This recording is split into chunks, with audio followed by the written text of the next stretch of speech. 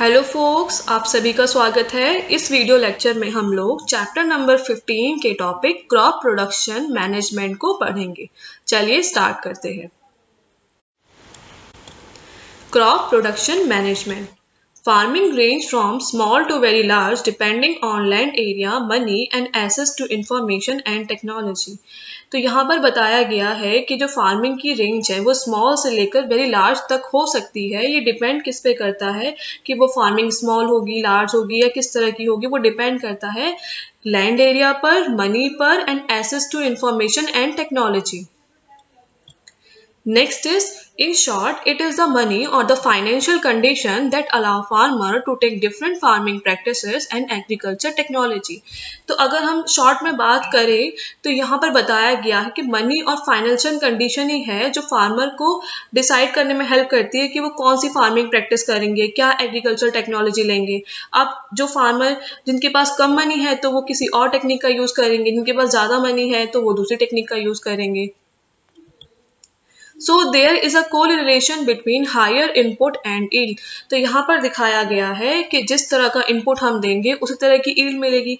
अगर हमने input high दिया है तो हमें yield भी हाई मिलेगी, ऐसी अगर हमने इनपुट लो दिया है तो yield भी हमें कम मिलेगी। तो सिमिलर सा एग्जाम्पल देख लीजिए, अगर आप अभी से पढ़ोगे तो आपका रिजल्ट अच्छा आएगा, या फिर अभी आप नहीं पढ़ रहे और एग्जाम टाइम में पढ़ोगे तो फिर रिजल्ट आपका थोड़ा सा आएगा, मतलब ठीक आएगा बट उतना अच्छा नहीं आ पाएगा जितना आप कर सकते थे। तो वही बात है, higher input is equals to yield. तो हायर इनपुट है तो यील्ड भी अच्छी आएगी, एंड अगर इनपुट कम दिया है तो यील्ड भी वैसे ही आएगी। मूव करते हैं। Nutrition management. Nutrition. The food required by plant is composed of certain chemical element which are known as nutrient। तो nutrient क्या है? तो प्लांट जो फूड लेते हैं वो किससे कंपोज होता है, किसका बना हुआ होता है? वो कुछ केमिकल एलिमेंट्स का बना है, तो उसी को हम क्या बोल रहे हैं? न्यूट्रिएंट बोल रहे हैं। और न्यूट्रिएंट प्लांट्स ही नहीं, हम लोगों को भी जरूरत होती है। Next is there are 16 nutrient which are essential for plant. तो प्लांट के केसेस में कुछ 16 न्यूट्रिएंट हैं जो कि क्या है, बहुत असेंशियल होते हैं प्लांट के लिए। अब वो क्या है तो यहाँ पे देखते हैं। Air supply carbon and oxygen. तो जो हवा है उससे प्लांट को कार्बन और ऑक्सीजन मिल जाता है। Hydrogen come from water. और पानी से क्या मिल जाता है? हाइड्रोजन मिल जाता है। और सॉइल से बाकी जो 13 न्यूट्रिएंट बच गए हैं वो उससे सॉइल से मिलते हैं। तो यही बताया गया है यहाँ पर। Next is macronutrient. The nutrient which are required by plant in large quantity. तो ऐसे न्यूट्रिएंट जो ज्यादा अमाउंट में चाहिए होते हैं प्लांट को, उनको मैक्रोन्यूट्रिएंट बोलते हैं। Macronutrient are 6 in number. तो जो रिमेनिंग 13 बचे थे हमारे पास जो कि सॉइल से मिलने वाले हैं, उसमें से जो 6 होते हैं वो क्या होते हैं? मैक्रोन्यूट्रिएंट्स होते हैं। अब उनके नेम क्या क्या हैं? तो nitrogen, phosphorus, potassium, calcium, magnesium and sulphur. ये सब क्या है? ये वो 6 मैक्रोन्यूट्रिएंट्स हैं जिनको प्लांट कितने अमाउंट में चाहिए? ज्यादा अमाउंट में चाहिए होता है as compare to other elements. Next is a table. अच्छा, इस टेबल में भी वही दिखाया गया है कि figure number 1, nutrient supplied by air, water and soil. तो दिखाया जा रहा है कि जो एयर क्या सप्लाई करता है, कौन सा न्यूट्रिएंट प्रोवाइड करता है? Carbon and oxygen. वाटर क्या प्रोवाइड करता है? Hydrogen and oxygen. And soil के प्रोवाइड करता है, जैसे कि दोनों प्रोवाइड करता है, मैक्रोन्यूट्रिएंट भी एंड माइक्रोन्यूट्रिएंट भी। अब मैक्रोन्यूट्रिएंट के एग्जांपल वही nitrogen, phosphorus, potassium, calcium, magnesium and sulphur. And micronutrient के example iron, manganese, boron, zinc, copper, molybdenum and chlorine. ठीक है, चलिए नेक्स्ट पे मूव करते हैं। माइक्रोन्यूट्रिएंट। तो माइक्रोन्यूट्रिएंट क्या होते हैं? The nutrient which are required by plant in less quantity is called micronutrient. तो ऐसे न्यूट्रिएंट जो कि प्लांट को कम अमाउंट में चाहिए होते हैं उसी को हम क्या बोलते हैं? Micronutrient. Micronutrient are 7 in number. ये 7 होते हैं नंबर्स में। कौन कौन से होते हैं? Iron, manganese, boron, zinc, copper, molybdenum and chlorine.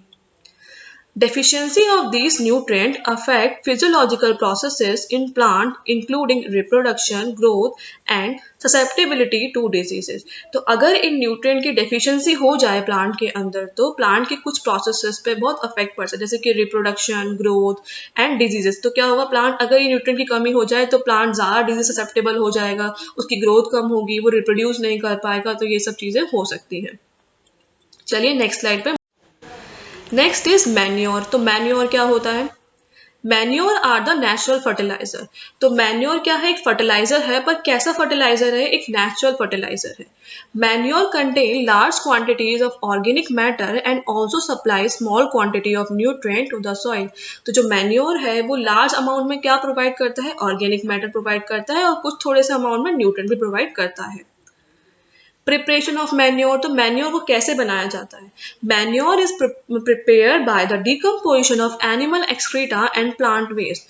तो मैन्योर कैसे प्रिपेयर किया जाता है? डिकम्पोजिशन प्रोसेस से, जहां पर क्या होता है, एनिमल एक्सक्रीटा या फिर प्लांट वेस्ट, जितना बेसिकली कुछ लकड़ी है या फिर कुछ लीव्स हैं, लीव का पार्ट है, कोई प्लांट मर गया तो वो क्या है, डिकम्पोजिशन प्रोसेस में जाते हैं और उसकी वजह से क्या बनता है? मैन्योर बन जाता है।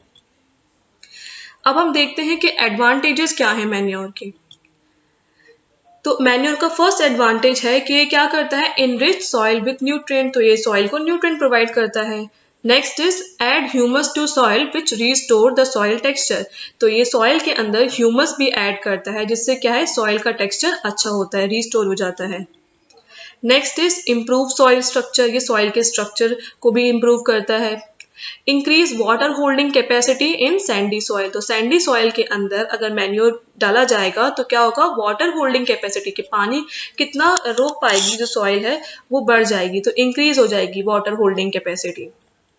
Next is manure is also advantageous because it protect our environment from excessive use of fertiliser. तो मैन्योर इसलिए भी एडवांटेजियस है क्योंकि ये क्या है, नेचुरल है एक तो पहली बात, तो इससे इन्वायरमेंट को कोई हार्म नहीं है। और इसमें क्या है, हम इसको यूज करेंगे तो हमें कोई और फर्टिलाइजर का यूज नहीं करना पड़ेगा, एक्सेसिव फर्टिलाइजर का यूज नहीं करना पड़ेगा, तो ये इन्वायरमेंट फ्रेंडली है। तो आप यहाँ पे लिख सकते हो कि मैन्योर कैसा है? इन्वायरमेंट फ्रेंडली है। Classification of manure, compost and vermi compost. What is composting? तो वर्मी कंपोस्टिंग क्या है, कंपोस्टिंग क्या है, चलिए देखते हैं। तो कंपोस्टिंग क्या होती है? The process in which farm waste material like livestock excreta, जैसे कि cow dung, vegetable waste, animal refuse, domestic waste, sewage waste, eradicated seed, etc. is decomposed in pit known as composting. तो composting में हम लोग क्या करते हैं? Waste material लेते हैं। वो कौन सा वेस्ट मटेरियल? जैसे कि हमने क्या ले लिया? काउ डंग ले लिया, वेजिटेबल वेस्ट ले लिया, एनिमल रिफ्यूज ले लिया, डोमेस्टिक वेस्ट ले लिया, सीवेज वेस्ट ले लिया, या फिर हमने क्या ले लिया? Eradicated weeds. जैसे कि हमने क्या है, वीड्स क्या होते हैं? अनवांटेड प्लांट होते हैं। तो अनवांटेड प्लांट जो हमने नहीं चाहिए थे हमें वो प्लांट, वो भी उग गए, तो उनको भी हमने ले लिया उखाड़ के और अपने पास ले आए। अब क्या करेंगे? इसको एक पिट, मतलब एक गड्ढे के अंदर इस सारे सामान को, मतलब इस सभी चीजों को, जो भी हमारा वेस्ट मटेरियल है, जो भी हमें सामान डालना है, जैसे कि वीड्स डालने हैं, सबको डाल दिया। अब क्या करेंगे? इसको सॉइल से ढक देंगे और थोड़े दिनों के बाद क्या होगा? ये कॉम्पोस्ट के फॉर्म में तैयार हो जाएगा। तो इसी को क्या बोलते हैं? कॉम्पोस्टिंग। आई होप सभी लोगों ने करी होगी, घर में सभी लोग करते हैं ना। What is vermi composting? तो वर्मी कंपोस्टिंग क्या होती है? अब वर्मी कंपोस्टिंग के अंदर क्या होता है, हम लोग यहाँ पर अर्थवर्म का यूज करते हैं। तो अर्थवर्म क्या करता है? इस प्रोसेस को फास्ट कर देता है। ठीक है, the compost which is prepared by using earthworm to hasten the process of decomposition of plant and animal refuse, it is called vermicomposting. तो vermicomposting में हम लोग earthworm को यूज करते हैं और earthworm इस प्रोसेस को फास्ट कर देता है। The process of decomposition, decomposition में क्या होता है? ब्रेक डाउन होता है, तो इस प्रोसेस को फास्ट कर देता है अर्थवर्म। इसी को हम लोग क्या कहते हैं? वर्मी कंपोस्टिंग कहते हैं। नेक्स्ट इज ग्रीन मैन्योर क्या होता है? The growing of green plant like sunham, guar and then mulch prior to sowing to enrich the soil in nitrogen and phosphorus. तो green manuring में हम लोग क्या करते हैं कि पहले ना कुछ इस तरह के sunham like plant या फिर guar like plant को हम लोग ग्रो करते हैं। जिस फील्ड के अंदर हमें अपना क्रॉप उगाना है, उस फील्ड के अंदर हमने इन वाले प्लांट्स को उगा दिया। उसके बाद क्या करते हैं? इसको मल्च करते हैं। मल्चिंग करते हैं पहले, सोइंग से पहले, मतलब खोद देते हैं जमीन को। फिर इनको क्या होता है? ये मिक्स हो जाते हैं सॉइल के साथ, जिससे क्या होता है? नाइट्रोजन और फास्फोरस के अंदर हमारी जो सॉइल है अब वो रिच हो जाती है। तो अब मैं कोई भी प्लांट इसमें लगाऊंगी तो क्या होगा? उसको अच्छा खासा न्यूट्रिएंट मिल जाएगा। तो इसी को हम लोग क्या बोलते हैं? ग्रीन मैन्योरिंग बोलते हैं। Next is fertiliser. फर्टिलाइजर क्या है? Fertiliser are the man made plant nutrient. तो यहाँ पे आप देख लो, या तो आप सिंथेटिक भी बोल सकते हो और मैन मेड भी बोल सकते हो। तो ये क्या है? ऑर्गेनिक नहीं है। दिस इज क्या है? Fertiliser are man made. तो मैन के द्वारा बनाया हुआ ऐसा फर्टिलाइजर जिसके अंदर क्या है? प्लांट न्यूट्रिएंट है। Fertiliser supply nitrogen, phosphorus and potassium. तो फर्टिलाइजर क्या सप्लाई करते हैं? कौन से एलिमेंट्स को सप्लाई करते हैं? Nitrogen, phosphorus and potassium. They are use to ensure good vegetation growth, leaf branches and flower giving rise to healthy plant.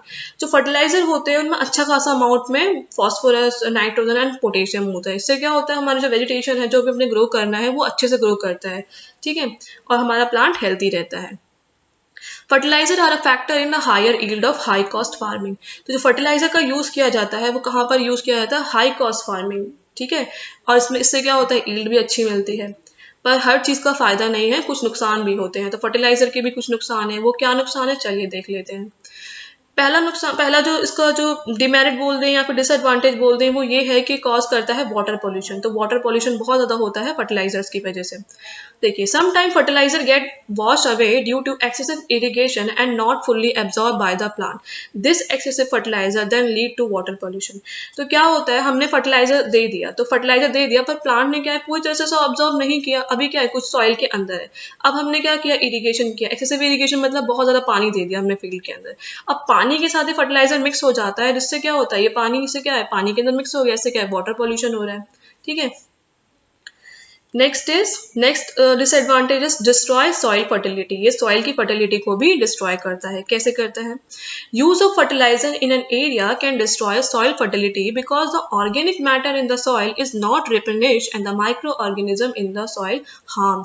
तो क्या होता है, किसी एरिया के अंदर क्या करता है, अगर हमने यूज किया है फर्टिलाइजर का, तो इससे क्या हो जाता है, जो हमारी सॉइल है उसको रिप्लेनिश होने का टाइम नहीं मिल पाता है, और जो माइक्रो ऑर्गेनिज्म उसके अंदर होते हैं उनको भी हार्म होता है फर्टिलाइजर्स की वजह से। तो यही दो डीमेरिट्स हैं फर्टिलाइजर्स के, ठीक है। चलिए नेक्स्ट देखते हैं। चलिए, thank you all, happy learning. अगर आपको ये कंटेंट पसंद आ रहा है तो प्लीज़ आप इस चैनल को लाइक कीजिए, सब्सक्राइब कीजिए और अपने दोस्तों के साथ शेयर ज़रूर कीजिए। Thank you.